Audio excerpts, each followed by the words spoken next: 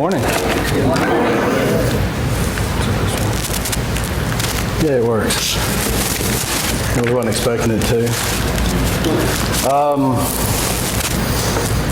I guess we all want to be a friend of God, right? Is that the same as being his buddy or pal or something like that? Don't want to be God's chum? Well, there's more than one definition of chum. There's one, it's a noun, cut or ground bait dumped into the water to attract fish to the area where one is fishing. So, still want to be God's chum? Okay, how many of y'all have heard the story about a guy swallowed by a big fish? Y'all believe it? Absolutely. This one? No, but it was Okay. No, when I was putting this thing together, it was about Jonah. One thing that occurred to me back in spring when me and Donna went to the Ark encounter, they had an exhibit that was showing how so many people take Bible stories and just turn them into fairy tales and fables. And, but if you look at Pinocchio and Jonah, the guy was swallowed by a fish, he survived. Same thing happened in both stories. Why are we supposed to believe one and not the other? And, I got thinking, back when my kids were little, I read to them every night. I'd read them Bible stories, or I'd read them the fairy tales, the Dr. Seuss books and all that. And I'd read them the same exact way. I'd read the Bible stories just like I read the fairy tales. But, for some reason I expected them to believe the Bible stories and not the fairy tales. And, and then how do we convince our kids that they're true? And why is it important for the kids to know that the Bible stories are true? Well, at that exhibit, they had an exhibit of a bunch of kids' toys and books and games and stuff. They showed Noah as a cartoon, something to entertain the kids, no really hard truths or anything. They make it cute for mass consumption and take all the ugly stuff out. And, they showed how it's been sanitized to the point where it's not even effective anymore. But then you look at it, what's wrong with making a story cute for kids to read? The danger is that if you present a true story as a fairy tale, the truth gets lost.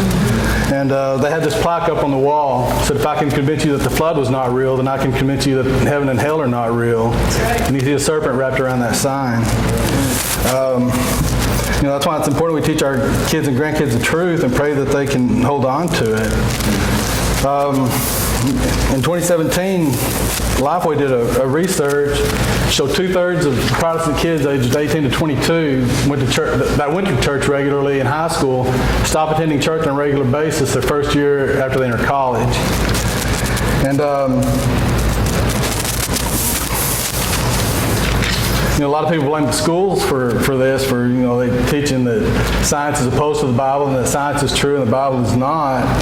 But even if they do, how much blame belongs on us for not correcting the narrative? Frank Turek of Cross-Examined says that a lot of kids are talked out of Christianity because they were never talked into it.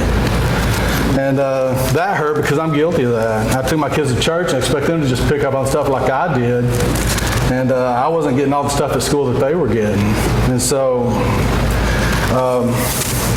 and like I said, I read the stories of the Bible. There's the Bible stories of Jonah all cute and everything with a happy fish with him and everything. Well, here's Pinocchio, and there's another big fish. And I'd read these stories to my kid the same exact way. And it never occurred to me that when I was presenting the miracle stories from the Bible, that I expected them to believe those, but not the miracle stories from the fairy tales. And yet to that, the 15 or 20 minutes I spent with my kids every night before bed, I expected that to count to the 8 hours of what they got all day, every day in school the next day. And, the trouble is I was presenting God's truth as a fairy tale, and they go to school and they were getting all these theories and other fairy tales presented as truth. And, I couldn't compete with that. And then you see what's going on with kids today. A lot of them don't even know what gender they are. And you can see where it comes from. It's all the confusion. A couple of days ago, after I'd already written all this stuff, I was watching Ken Ham video. Me and Donna went to the Ark encounter back in the spring. And I picked up a video, and I finally watched it the other night just because I didn't have anything else to do. I had a lot to do, but I'd rather do that. But I watched it, and he says, Genesis 1 through 11 is the foundation of the earth, the foundation of the Bible, and everything else. And if we discount that, then we discount all of it. Said, if you believe the Bible is truly inspired by God and then try to reinterpret what God says to make it fit today's culture, then you just undermine the Bible's authority right there. Some parents tell their kids it's okay to believe in evolution or millions and billions of years of evolution and everything else. They're told it's okay to believe that because God could have done it that way, because God can do anything, right? Well, the point Ken Ham made said that the Bible's not what about God can do or could have done. The Bible's about what he said he did do. Is it not believing the creation story, the flood story, or even the Jonah story? That won't cancel out your salvation. If you believe in Jesus, you're good. But what it does do is it chips away at the moral foundation of everything. It may not hurt you individually, but it hurts society as a whole. And the worst part of this whole thing is, I know Gary's been preaching on brokenness. Man, this thing's broken, and I don't know how to fix it. And so, now that I've reinforced my confidence in my parenting skills, let's move on to the Jonah story. So much know Jonah, there's rebellion, there's the fish, and then there's angry obedience. And I fit all of those, except the fish. I think I identify with Jonah more than any other character in the Bible. At work, sometimes I'm told to do something I don't want to do. I'm told to do stuff that are hard, things that I know they won't turn out like I want them to, and I get that I have to do things that are not my responsibility.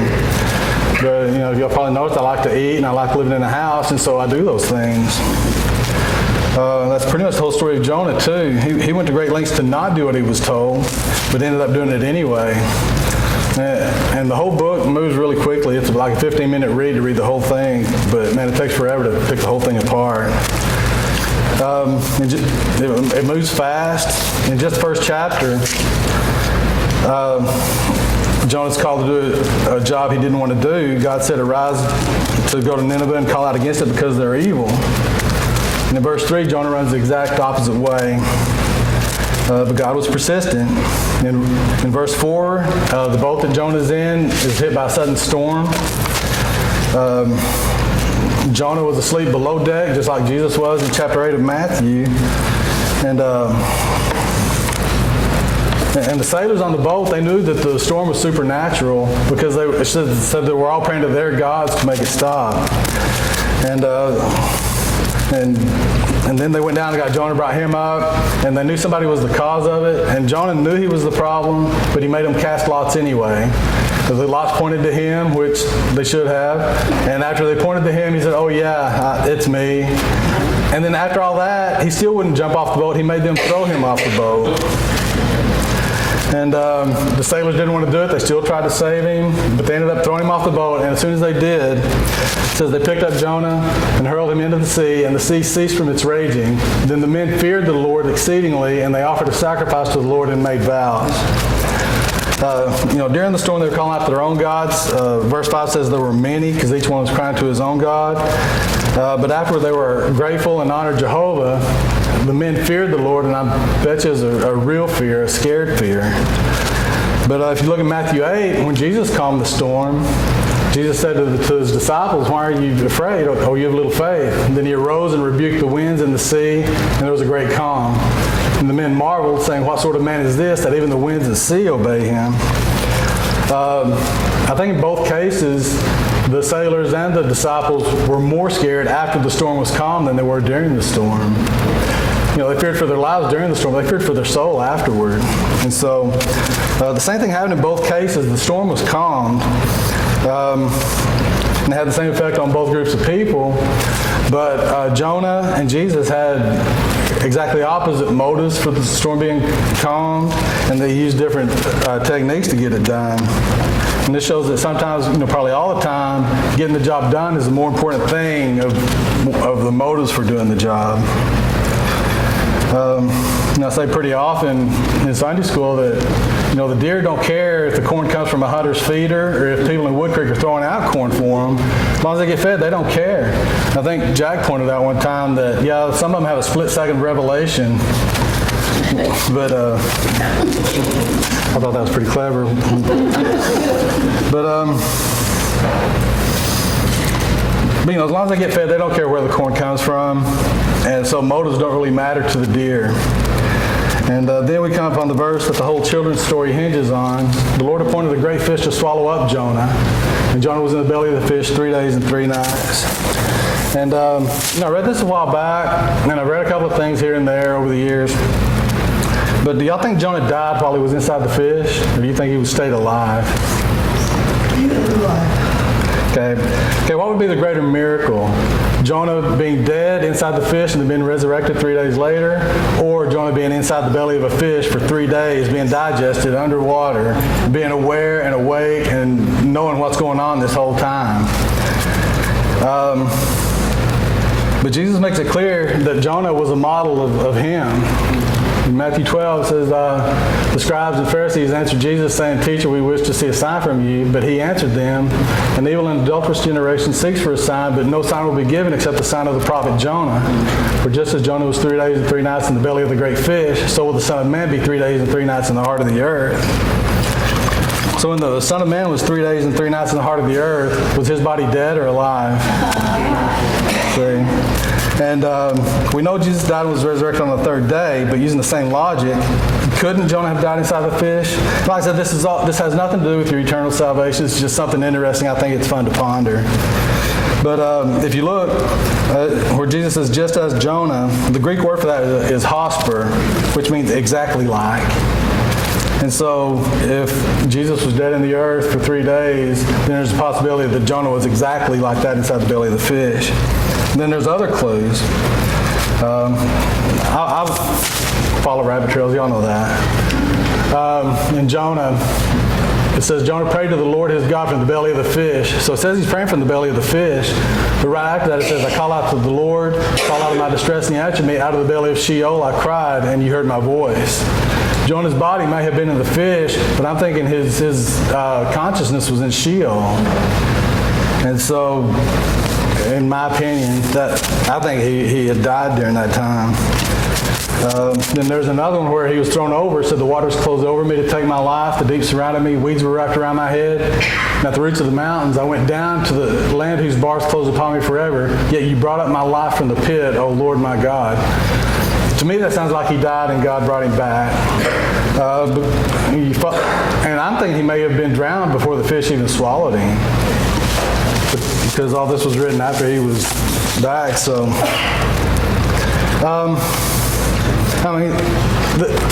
my mind's still open on the thing. I'm not going to stomp my feet and say I'm right. I just think this is something interesting to ponder. Another thing I found interesting was I used to teach junior high boys in Sunday school, and one of their favorite verses was this one. The Lord spoke to the fish, and it vomited Jonah out upon the dry land. And, for some reason, junior high boys find those verses interesting, and their teacher kind of did too. But we're in chapter 3, and Jonah's on a beach, and he smells like 3 days worth of digestion and fish vomit. And so God tells him again to go to Nineveh. So if you'd been through all that, would you have gone to Nineveh? So I think Jonah had enough. He did go. Jonah arose and went to Nineveh according to the word of the Lord. Now Nineveh was exceedingly great city, 3 days journey in breadth. Most things I read said that was about 60 miles across. Jonah began to go into the city a day's journey, which is about 20 miles, and he called out, Yet 40 days and Nineveh shall be overthrown. That was his message, and that was his whole message. Seeing how the story's gone so far, how do you think Jonah presented it? Do you think he was gentle? Like, please repent so you can avoid God's wrath? Or do you think he stayed true to character and was telling them, man, y'all are going to get it? Now, I'm guessing that it's this one, just based on his usual reaction. I used to complain about a guy that used to stand outside the Alamo, he'd shake his Bible and scream at people, tell them they were going to hell. And that really, that really bothered me a lot because I hated the image of Christians he was projecting to the world. And I said something one time in Sunday school about it, and Brenda, pointed out, she said, some people, that's the only way you're ever going to reach them. And so there's a purpose for it, and I guess the people that don't need it ignore it, and the ones that do get it. But that's the approach Jonah used.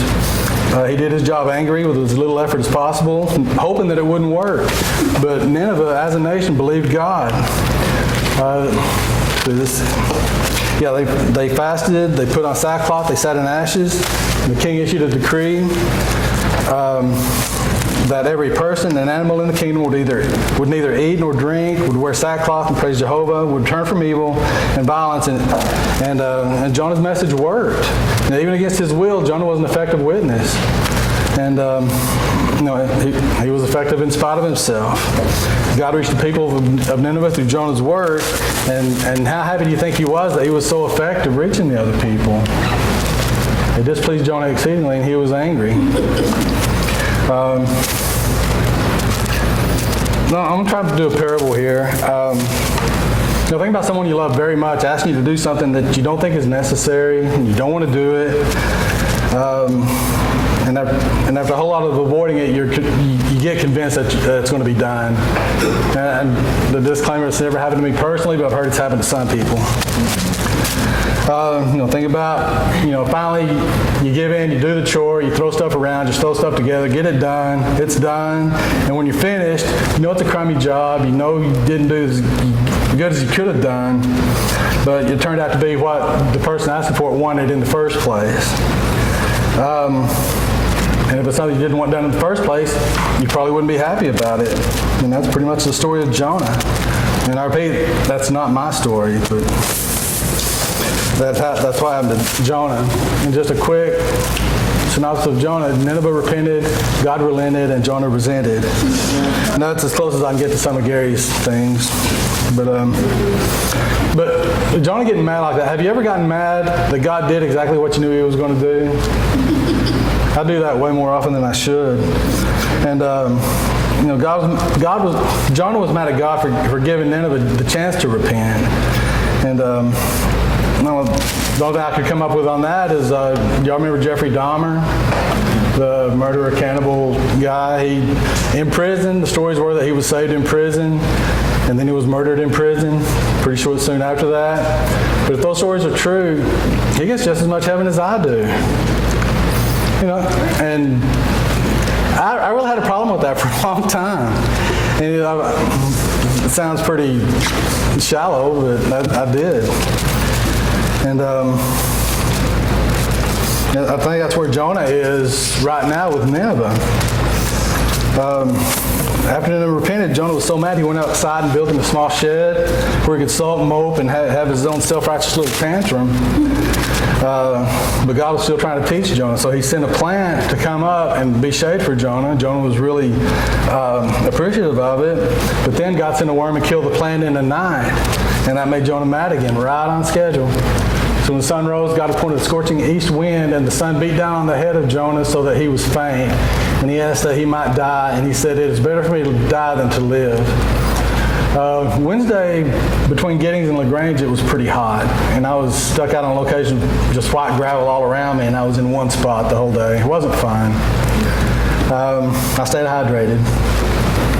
But, I've seen the effects of heat exhaustion, and I've learned to watch for the warning signs of it.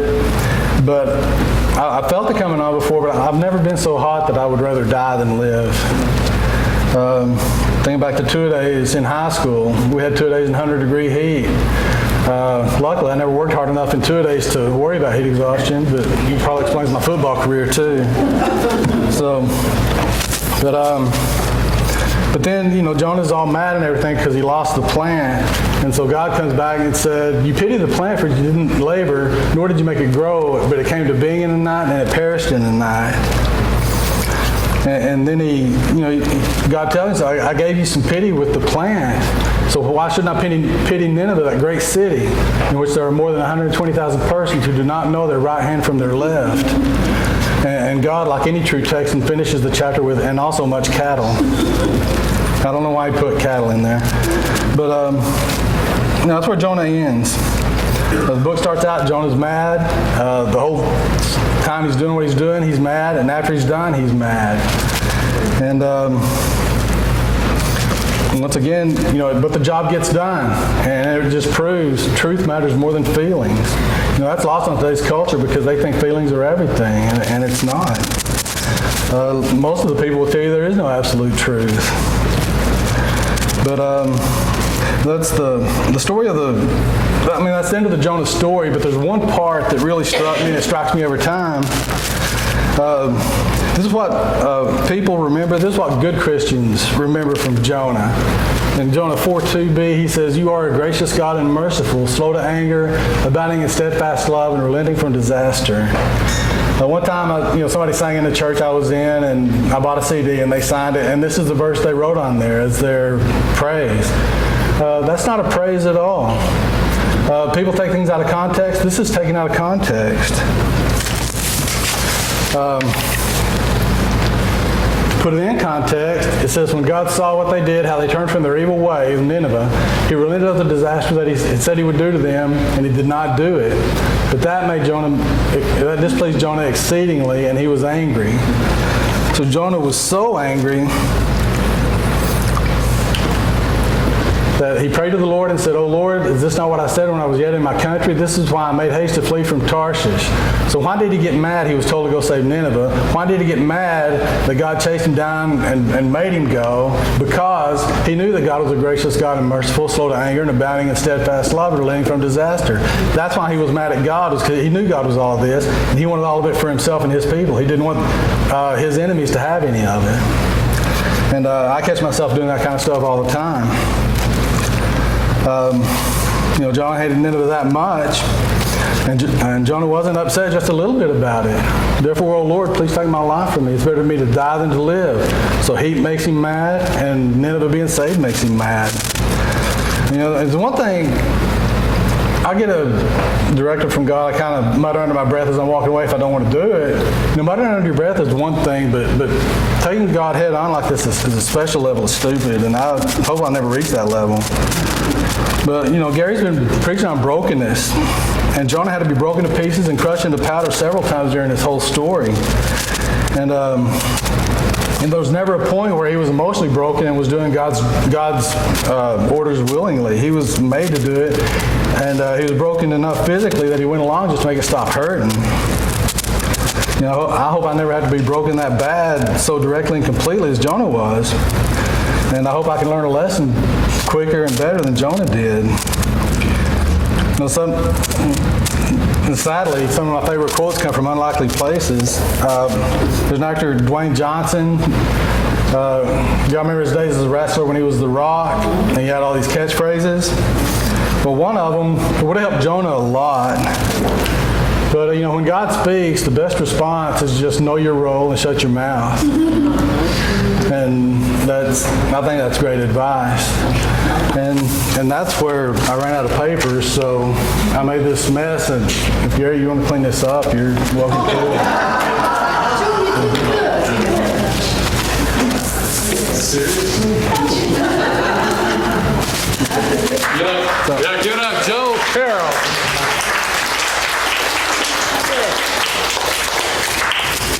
So there you go. A few minutes here. I asked this question, and I'm going to talk about it next Sunday today. I will talk more about the broken subject, because this is where I was going before Joe told me what he was going to preach on. And so here's my question. Why Jonah? Why? Why Jonah?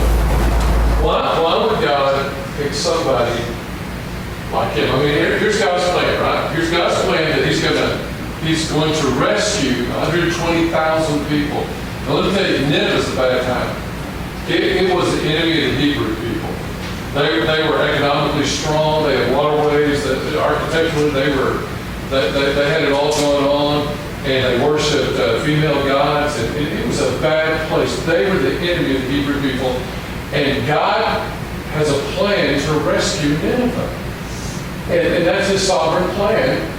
And He uses a Hebrew, an enemy of Nineveh, and Hebrews are enemies of Nineveh. And He sends this guy back there, and I'm thinking, why did He pick Jonah. I mean, y'all heard the story. He's rebellious. He's disobedient. He's self-centered. He's a crybaby. He's emotionally disturbed. In chapter 4, twice, he says, I just want to lay down and die. Why would God choose somebody like Jonah to rescue one voice in a great city, to rescue these people, and provide this sovereignty of God's salvation to this retrograde, evil people? I mean, and yet we know this. We're on the other side of the story, right? And we all go, well, Jonah's God's man. It's his choice. I mean, that's the one that God wanted. He's the instrument to bring this, and God's sovereignty that's way above my pay scale. God says, Jonah's my man, and Jonah looks at the face of God and says, what? No, I don't think so. I mean, that's the story, right? And I go, and he does this. And by the way, let me tell you, God's agendas are not our agendas. Do you know that? His ways aren't my ways. His thoughts aren't my thoughts. And yet, we see the story, it's kind of a crazy story. And the thing that I think about this, that I've listened to Joe, that God uses a sinner to go talk to other sinners. I mean, Jonah's this big sinner. He looked at the face of God. I'm not going there. In fact, I'm going another way. And so here lies the problem, okay? 2 minutes here, I'm done. Here lies the problem. God in his sovereignty, in his design of humanity, in his grace and his mercy and his providentialness, he gives us a free choice, a free will. God has a plan, and he's sovereign, and he has a destiny, and he has purpose and all this, and yet he looks to us in his infinite wisdom. He says, I'm going to create you with a choice. And here's the problem, right? We have choices. We have choices. And I read the story, and I said, oh my goodness. So Jonah, are we good here? So Jonah goes down to Joppa. It's okay. I'll wait. So Jonah goes down to Joppa to the port. And he gets on the boat. The guy doesn't stop him. Jonah hands out a large sum of money because it's a large trip. He hands out a lot of money and God doesn't stop him. And Jonah gets on the boat, he goes down to rest and just kind of relax. God doesn't stop him. And even though, what's this? Listen, even though God never stops him, it doesn't make it okay. And even though God seems to be silent, it still doesn't make it right. You don't understand that? All right? Don't understand that? Are y'all listening to the phone or listening to me? Right. We got this. You know, we're so conditioned about when the phone rings, we all stop and go, I better answer that. It's on my phone. Well, I would answer that. You know, we're all just kind of conditioned that way. That's okay. And so Jonah makes all these things that even though God could have stopped him at any time, right? I mean, he could have said, you're not doing that. You're not getting on that boat and all that. He allows him to do this. But listen, make no mistake about it. If you're God's plan, there will be a storm. You hear that?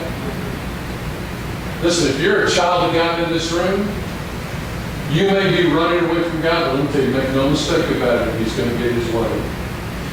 And there will be a storm in your life. You know what I'm talking about, don't you? You know when you've turned and you've run the opposite way? You know there's just things that just happen in your life. You go, oh my goodness, what was I thinking now? And you see problem after problem after problem after problem. Because while you're bought with a price, you're a chosen generation. You're bought by the Lamb of God, and because you're bought and paid for, you belong not to yourself, but you belong to God. So when you run from God, there's going to be storms in your life, and there's going to be these things that's just going to happen. It's kind of an interesting thing here. I looked it up, and I discovered that from Joppa to Tarsus, that's where he wants to go, was 2,500 miles. But to Joppa to Nineveh is only 500 miles. Y'all hear that? So here's the point with that. It costs you more to run from God, and it takes more effort to run from God. You know what I mean here? Yes, sir. Yeah. And so he just said, I'm going to. And after all this judgment, after the storm, after being thrown into the sea, after being in the belly of this great fish, whether he was dead or alive, doesn't really matter because that changed the story. And then being vomited out, and then going to Nineveh, this evil city, an enemy city, and preaching, not getting killed. You know, after all this, in chapter 4, we find him, the Bible says that he left the city. In other words, he says, I'm not going to do God's will again. And after all this, and all these miracles, and all these signs, he says, I'm still not going to do it. He goes outside the city, which means he's just going to remove himself from God's plan. And now he's upset again. And he's angry with God. Job, you said, what? Because he didn't get his way and went out of the city.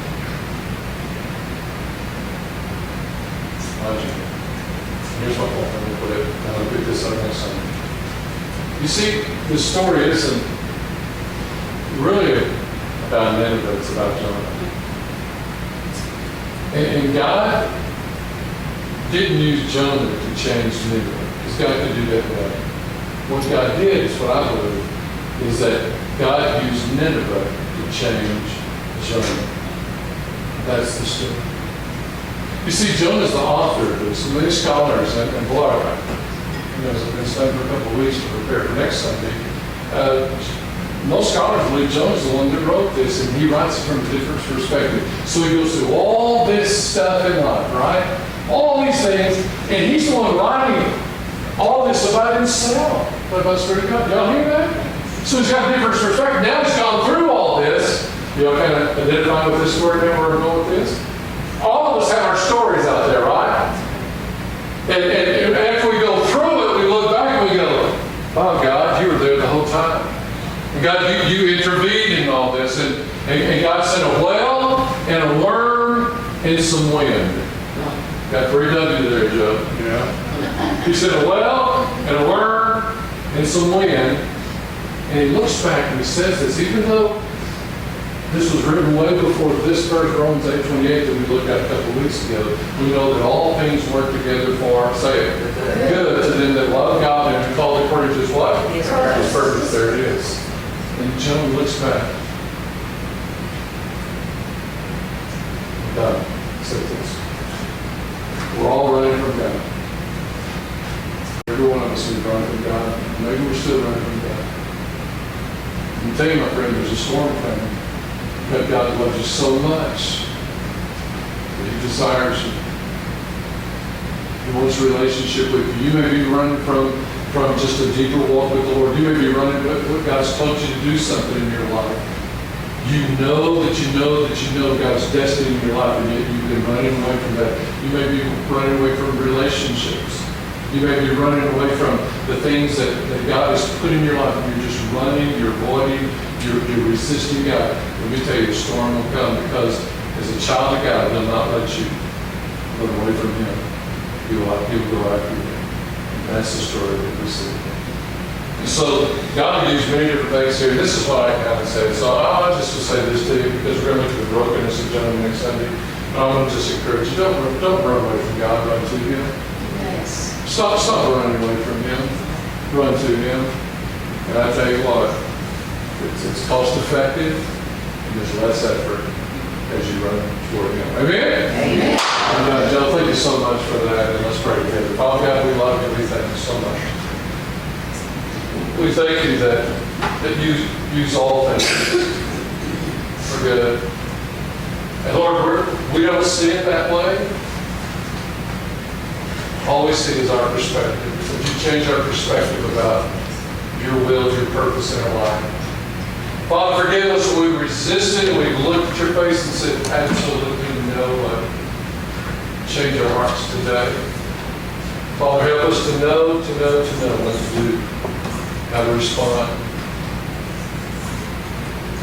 Father, forgive us when we make choices to run away from you.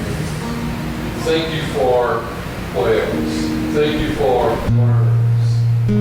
Thank you for harsh winds. They pull us back. Father, thank you for destiny.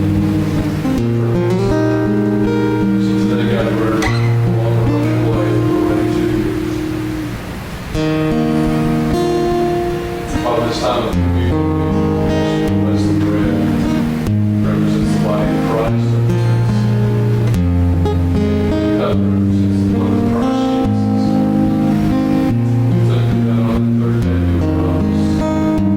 We accept the right hand of the Father, praying for us. Will you call us and give us a church to visit salvation that comes only through the shed blood. So, Father, we receive